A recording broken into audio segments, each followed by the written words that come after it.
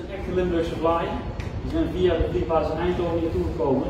En die heeft sinds begin juli in de diepvries gezeten. Dus ik hoop dat ze dat meteen lekker gaan maken. Zoals we in elkaar zitten, we komen eigenlijk uit de hele provincie.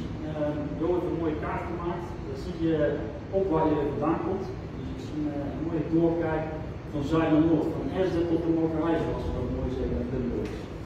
Fijn dat ik de gelegenheid krijg om jullie allemaal even te spreken. Ik had eigenlijk gedacht dat het Gans in Limburg zou zien, maar ik begreep tot de Euverste Aders uit Losterkum. En tot ik dus af en toe ook in het Nederlands wil zeggen, dan zal ik dat toch maar ook in het Nederlands doen. Als je nu in Maastricht moet dienen. Ik ben daar geweest en je weet op die afstand, die mensen zitten er 3-4 maanden zonder dat ze naar huis kunnen op uitzending. Met een op zichzelf ook best wel een belangrijke en verantwoordelijke taak. Dan kan ik me echt voorstellen dat contact met het thuisfront, dat uitermate belangrijk is. En als wij een beetje het gevoel kunnen geven dat we weten dat ze er zijn, dat we dat ook erkennen wat ze aan het doen zijn, dan weet ik zeker dat het voor hun goed is om dat te horen. Maar dat is ook goed voor de mensen hier in Limburg, om die verbondenheid zeg maar, te voeden en te onderhouden. Ja, dat doet me zeker wat.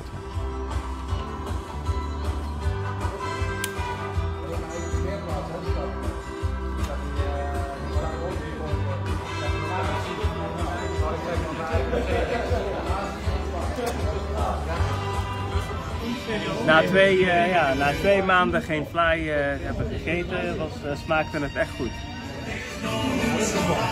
Ja, 1941 geboren, ik was zo goed. Hoe was de fly, Roger? Lekker. Ja? Echt wel. Net zo lekker als thuis? Echt wel. Wir sind grüß op u en ik zeg chapeau voor u. En als je terug zit en je zit weer op Limburgse bodem, dan drinken voor zijn. Gezondheid. Merci en hebben een fijne avond. Hoi. Tot ziens. Tot ziens.